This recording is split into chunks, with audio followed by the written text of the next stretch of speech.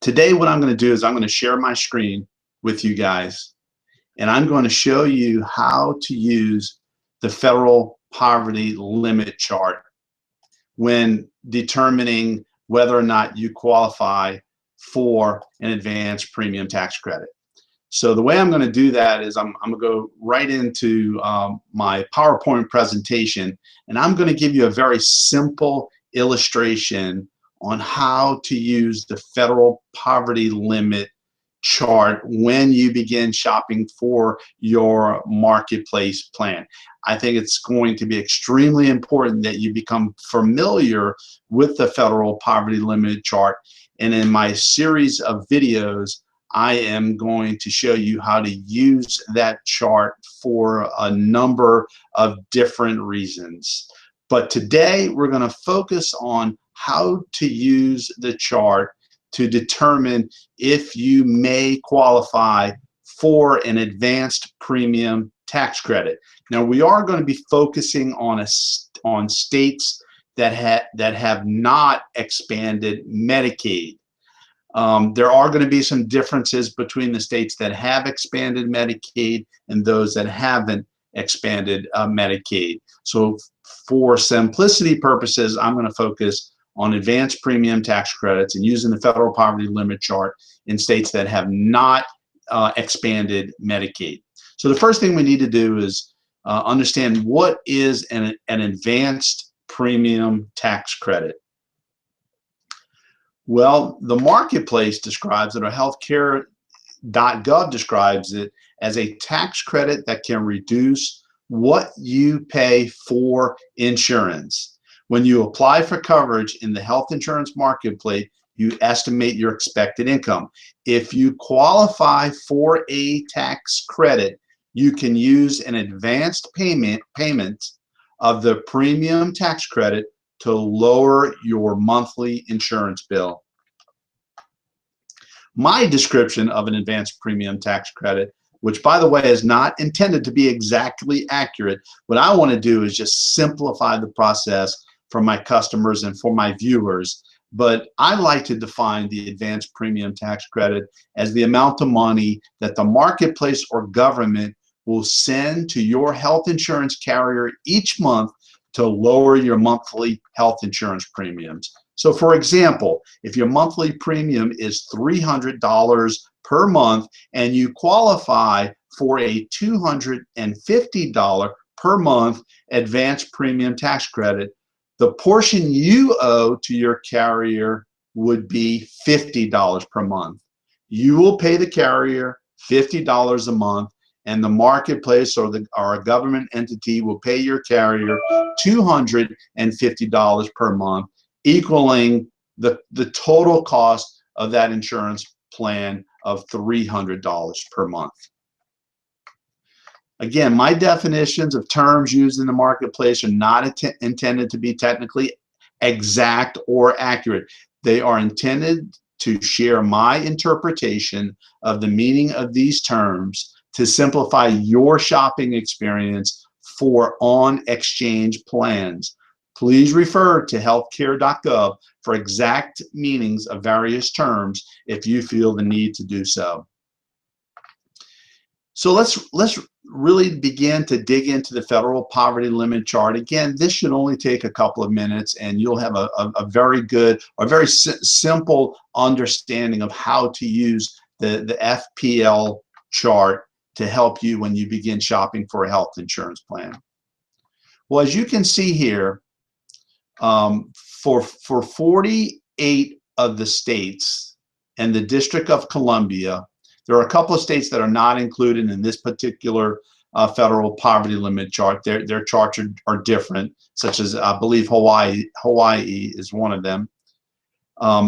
For year 2016, the guidelines would tell you for a household size of 100% of the federal poverty limit chart would be a modified gross income of $11,880 a year. For a household of 2, it goes up a little bit, all the way up to a household size of 4. the federal poverty limit would say that if your household has a combined gross income of $24,300, that's exactly 100% of the federal poverty limit chart. We can expand this further into larger households, but for simplicity purposes, I just cut it off at a household size of 4. For 2016, I'm going to show you the chart I used. It was not necessarily updated for next year's health insurance for 2017, but I will show you the 2015 chart that I used when enrolling people into plans for year 2016. This is the chart that I use. It's from Georgetown University, and it breaks it down into different family sizes, a family size of 1, 2, all the way up to a size of 8. And as you go across the chart, moving to the right, you can see that 100% of the federal poverty limit chart for year 2015 is $11,770. 150% of the federal poverty limit chart is $17,655. We're going to begin to learn in future tutorials why these percentages are extremely important. But for simplicity purposes, I want you to just get a look at the federal poverty limit chart to see, just kind of take a look and see what it looks like, because the more familiar you become with this chart, the better equipped you are going to be to make decisions. This is definitely the chart that I use for most of my consultations with my clients. It allows me to quickly identify if my customer may be eligible for tax credits and cost sharing reductions. But today we are specifically focusing on tax credits. Again, for year 2016, you may qualify for an advanced premium tax credit if your household MAGI, modified adjusted gross income, that's the acronym for MAGI, is the acronym for modified adjusted gross income, falls between 100% of the federal poverty limit and 400% of the federal poverty limit relative to your household size for states that have not expanded Medicaid. The threshold is 138% of federal poverty limit in Medicaid expanded states. In states that have expanded Medicaid coverage, an individual can qualify based on his income alone.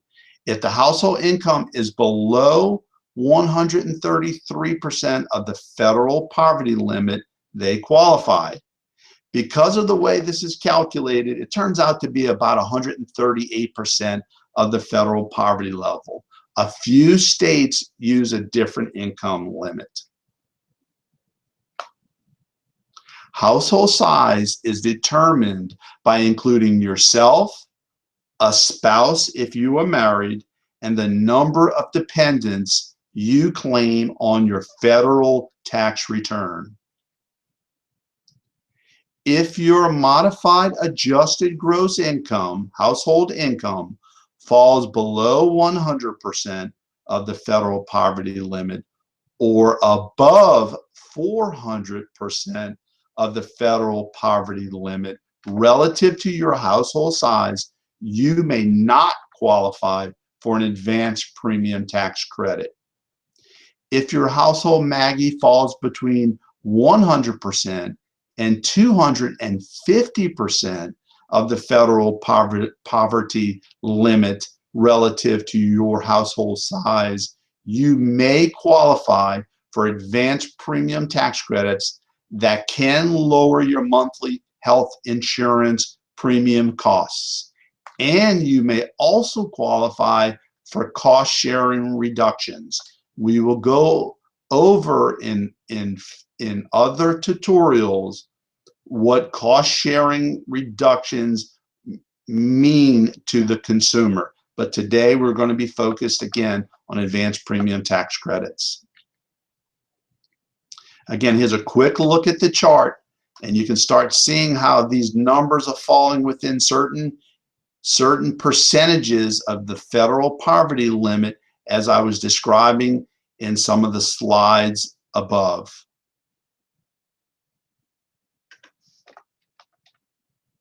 Okay, so we're going to refer to the chart above when learning how to understand if you may qualify for an advanced premium tax credit. The first thing we want to do is determine your household size, a household size of 1. We're going to use a household size of 1 for illustration purposes. So if I go back up to the chart, this is where we're looking. This is what we're looking at right here. Family size of 1 to the left side of the chart. We will begin working our way to the right as we go further into the details of how to use this chart.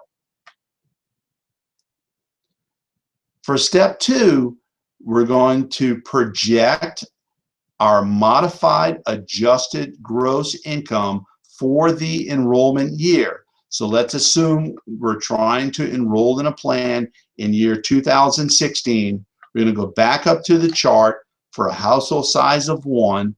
This individual has a projected income of $13,000 a year. So it falls right in between 100% and 133% of the federal poverty level guidelines. So if we look at this chart real closely, we can determine that this particular individual may qualify for an advanced premium tax credit. And that is because this particular individual has an income that falls between 100% of the federal poverty limit and 400% of the federal poverty limit. So referring back to this chart again, this individual's income falls somewhere in this range right here between 100 and 133% of the federal poverty limit. So this individual may qualify for an advanced premium tax credit. If this individual's income was approximately $40,000, this individual would have an income that would fall between 300% and 400% of the federal poverty limit. So an individual whose income would be $40,000 may also qualify for an advanced premium tax credit. But if this individual's income fell below $11,770 for a year 2016 application, this individual may not qualify for an advanced premium tax credit. And that would be the same situation if this individual's income for a household size of 1 exceeded $47,080 with a projected modified adjusted gross income. That particular individual may also not qualify for an advanced premium tax credit. So again, for this example, with a modified adjusted gross income of $13,000, it falls within the range of $11,770 and $47,080. So this individual may qualify for an advanced premium tax credit. I sure hope this explanation helps you understand advanced premium tax credits a little bit more. And we're